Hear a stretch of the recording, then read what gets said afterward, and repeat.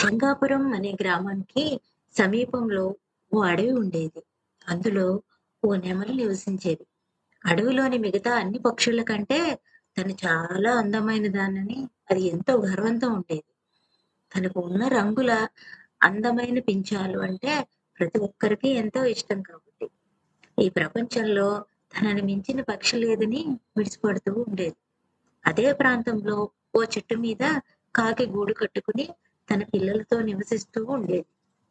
కాకి సహజంగానే నల్లగా ఉంటుంది. కావు కావు అంటూ అరుస్తుంది. కాబట్టి నెమలికి స్వతహాగా అది నచ్చేది కాదు. అసలే తనను తాను గొప్పదానిగా అనుకునే నెమలి తన ఆధిపత్యాన్ని ప్రదర్శించేందుకు చెట్టు మీద ఉన్న కాకిని తన మాటలతో హింసించేది. నాట్యం చేసే కళ కేవలం నా ఒక్కదానికే సొంతం. నువ్వు నల్లగా, చాలా అసహ్యంగా ఉండడమే కాక నోరు విప్పితే కర్ణ కఠోరంగా ఉంటుంది. నువ్వు నీ పిల్లలు అరిచే అరుపులకు నాకు సరిగ్గా నిద్ర కూడా పట్టడం లేదు. ఇలాగే కొనసాగితే నిన్ను నీ పిల్లల్ని ఇక్కడి నుంచి గెంటేస్తా అని గట్టిగా బెదిరించింది నెమలి.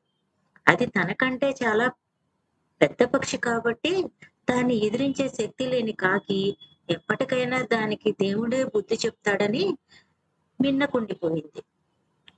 అడవికి పక్కనే ఉన్న గ్రామంలో వీరయ్య అనే వేటగాడు ఉండేవాడు.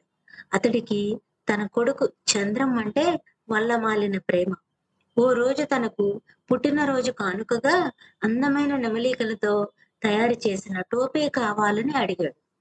కొడుకు కోరిక నెరవేర్చడానికి అడవికి వెళ్లిన వీరయ్యకు చాలాసేపు వెతికాక పొదల్లో నిద్రపోతున్న నెమలి కనిపించింది. వేటగాడు దాన్ని పట్టుకునేందుకు వస్తుండటం చెట్టు కొమ్మపై నుంచి కాకి గమనించింది. నెమలికి ప్రమాదం జరగబోతోందని దానికి అర్థమైన మౌనంగానే ఉండిపోయింది.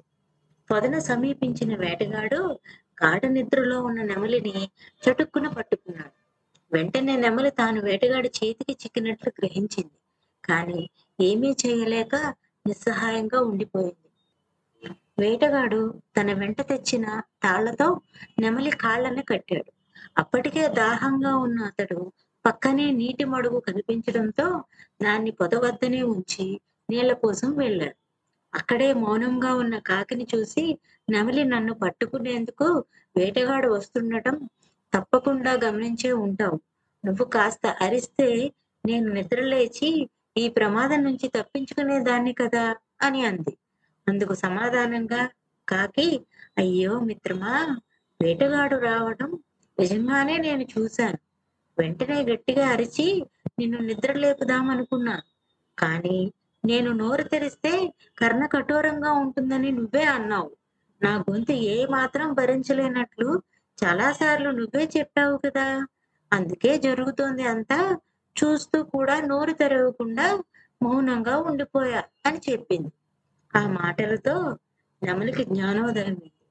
అనవసరంగా ఒకరి లోపాలను ఎత్తి చూపి అవమానపరిస్తే ఎలాంటి పరిణామాలు ఎదుర్కోవాల్సి వస్తుందో అనుభవంలోకి వచ్చింది. కాకిని నొప్పించినందుకు తన ప్రాణాలకే ముప్పు వచ్చిందని అర్థమై ఎంతగానో బాధపడింది. నెమలికి బుద్ధి వచ్చిందని గ్రహించిన కాకి తన ముక్కుతో దాని కాళ్లకున్న తాళ్లను విప్పింది. దాంతో నెమలి బతుకు జీవుడా అనుకుంటూ వేటగాడు రాకముందే పారిపోయింది. ఇక అప్పటి నుంచి అనవసరంగా ఏ ఒక్క జీవిని తన మాటలతో హింసించేది కాదు. అందరితో కలిసిమెలిసి సరదాగా కాలం గడుపుతూ ఆనందంగా ఉండేది.